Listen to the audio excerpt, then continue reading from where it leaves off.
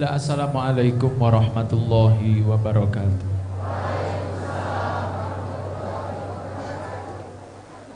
Alhamdulillahirrahmani arsala bil huda wa dini haqqin mustafahu ahmada. Allahumma salli wa sallim ala sayyidina Muhammadin salatan taghfiru biha jami'ad dhunub wa ala alihi wa sahbihi wa tabi'ina wa man bihadihi muqtada. Ashhadu an la ilaha illallah wa anna sayyidana Muhammadan abduhu wa rasuluhu la nabiyya ba'dah, amma ba'd.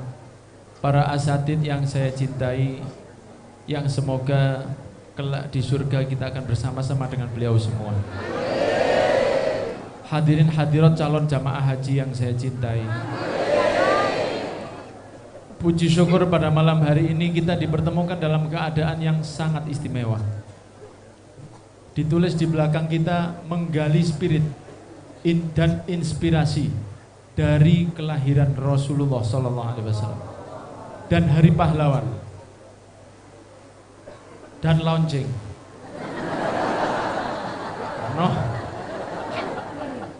novel Diponegoro, Sang Pangeran dan Janisari Terakhir. Semoga kita yang hadir pada malam hari ini tidak pulang kecuali membawa spirit yang telah kita gali bersama para asatid. Amin ya robbal.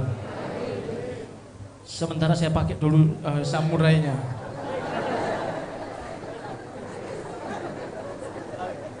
Oh ya keris, 2 hari yang lalu baru pulang dari Jepang, jadi masih jet lag. Hadirin dan hadirat yang dirahmati oleh Allah, saya tadi sangat tergugah mendengar Ki Roni Sadewo membawa kisah tentang Diponegoro. Maka perkenankan saya juga membawa kisah kelahiran dari kakek kami, yaitu Nabi Muhammad SAW. Digubah syair ini oleh Al-Imam Umar bin Muhammad bin Salim bin Hafid. Beliau mengatakan dalam sebuah syairnya, Fi rabi awalil abraq baroz nur toha al-habib alladhi fil hashr buhna tabaha. Allah Allah ya Allah, Allah Allah ya Allah, wassalatu ala tibbil qulubi dawaha. Allahumma salli ala Muhammad. Fi rabi awalil abraq baroz nur toha al-habibil ladhi fil hashr buhna tabaha.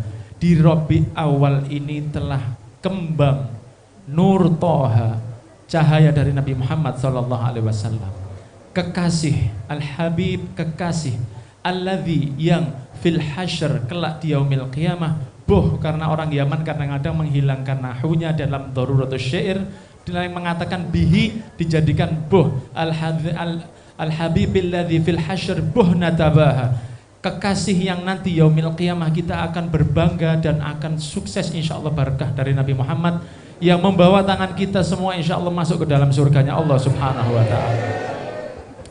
Maka Nabi Muhammad SAW dilahirkan di bulan yang mulia ini. Dan subhanallahnya, saya sengaja waktu mau dilahirkan ibu saya gak keluar sampai pas Senin 12 Rabiul Awal 1401 di Senin 12 Rabiul Awal. Cuman bedanya kalau Rasul Qubail al-Fajr, sebelum subuh, kalau saya setelah subuh. Ya meleset sedikit lah. Hadirin yang dirahmati oleh Allah, bahwa kelahiran Rasul SAW ini menjatuhkan berhala-berhala yang ada di Ka'bah, memadamkan api Persia yang sudah bergejolak selama 1000 tahun. Dan dengan lahirnya Rasul, semua umatnya ini mendapatkan kesempatan lebih mudah untuk memasuki surga. Dan para sahabat Nabi Muhammad SAW, sebagaimana yang disampaikan oleh Ustadz Salim Amita tadi,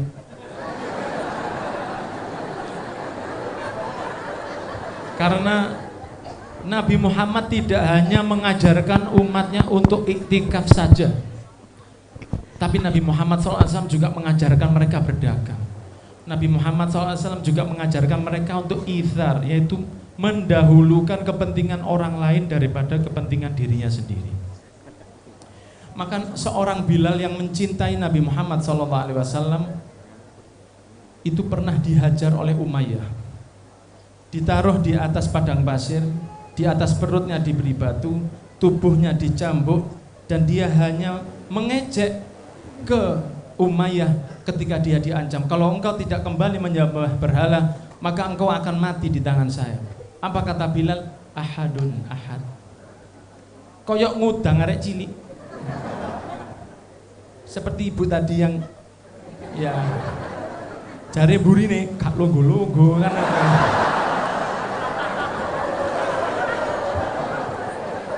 Seorang ibu yang menimang anaknya, itulah gaya Bilal menimang Umayyah. Diancam, kalau kamu tidak selesai akan saya bunuh kamu.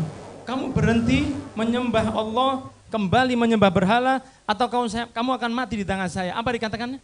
Ahadun ahad. Ini wajah hancur hadirin hadirin. Apa dia kata? Ahadun ahad. Allah. Ketika itu ditanya oleh para sahabat yang lain, kamu kok kuat? Iya, saya waktu itu terbayang wajah Nabi Muhammad sehingga hilanglah semua rasa sakit saya. Itulah mereka. Ada lagi seorang sahabat perempuan, ini banyak akhwat, ada seorang yang bernama Sumayyah. Dia menanti pasukan Islam itu yang berperang.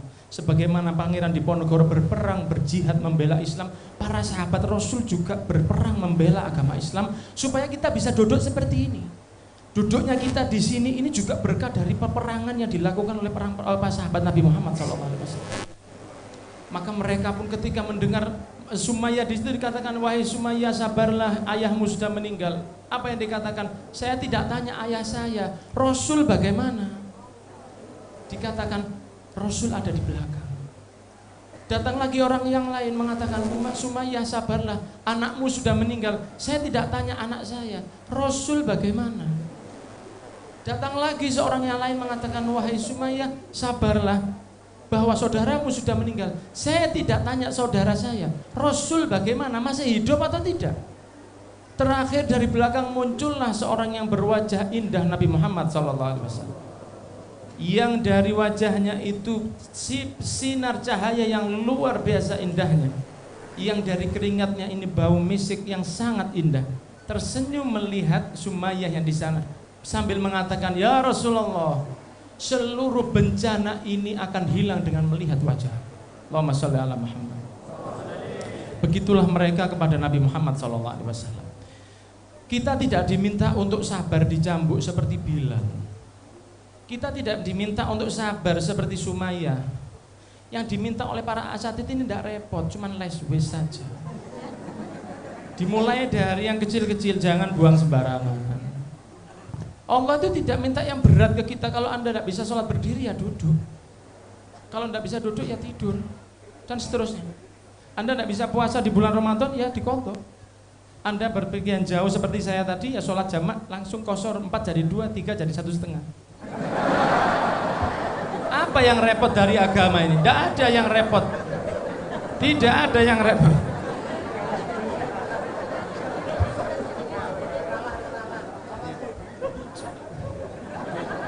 Tidak ada yang repot dalam agama ini. Mosok karo nek guyon ada. Gua akhirnya dilakoni temenan arek-arek. Tidak ada yang repot di agama ini. Malam ini kita memperingati kelahiran Rasul dan bagaimana perjuangan dari Pangeran Diponegoro. Alhamdulillah Ustaz Umar minta bertahan di sini. Mungkin berat bagi beliau, tapi alhamdulillah. Ya, pelan-pelan masuk ke beliau. Hadirin yang dirahmati oleh Allah, pada malam ini saya ingin mengutip sebelum saya tutup satu tulisan dari kitab buku Ustadz Salim Afila yang sangat istimewa di halaman 151.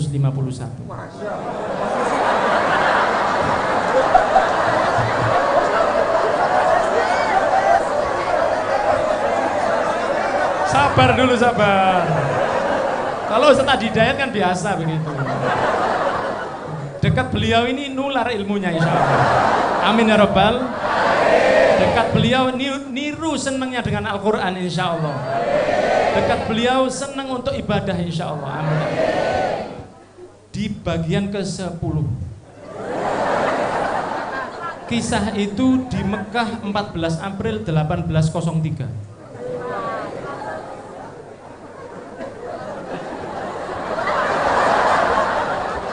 Di Di situ Ustadz Salim Afilla mengutip setelah selesainya haji, maka orang-orang sudah mulai mengisi Masjidil Haram dengan taklim-taklim dan halakoh-halakoh. Benar Ustadz nggih? Ada di tempat Wakaf Mataraman. Wakaf Mataraman ini adalah satu tempat yang dibangun oleh Sultan Hamengkubuwono yang ke-1 pada tahun 1788. 25 tahun sebelum kejadian di 14 April 1803. Dikisahkan di dalam buku itu bahwa Wakaf Mataraman itu semakin ramai dengan adanya seorang alim, dengan beberapa ulama dan santri Ashabul Jawin yang memenuhi Wakaf Mataraman. Di takliknya, apa taklik itu bahasa Indonesianya? Catatan kaki, footnote. Di catatan kakinya ditulis bahwa sampai Kiai Ahmad Dahlan masih menangi Wakaf Mataraman tersebut. Benar nggih? Kemudian setelah itu tidak tahu entah kemana. Dan insya Allah Wakaf Mataraman itu semoga bisa turun di Masjid Jogokarya. Bersama para ulama dan Ashabul Jawin, santri-santri yang istiqomah ini, marilah kita meniru apa yang telah dilakukan Nabi Muhammad. Marilah kita berkorban dengan seperti para sahabat. Marilah kita tiru perjuangan Pangeran Diponegoro melawan penjajah yang seperti itu. Maka malam ini saya spesialkan pakai keris, pakai serban, pakai imamah. Semoga ditulis sebagai orang yang mengikuti Nabi Muhammad dan juga mengikuti para ulama, di antaranya adalah Pangeran Diponegoro. Barakallahu fikum. Terima kasih kepada para asatid yang telah hadir dan juga mewarnai malam ini yang luar biasa. Hadirin hadirat, saya ulang lagi, tanpa antum majelis ini akan jadi tidak indah. Kalau kita hadir semua ini di depan dan antum tidak ada hadir sama sekali, tanpa antum majelis malam ini tidak akan indah. Semoga Allah membawa kita semua ke dalam surganya. Wassalamualaikum warahmatullahi wabarakatuh.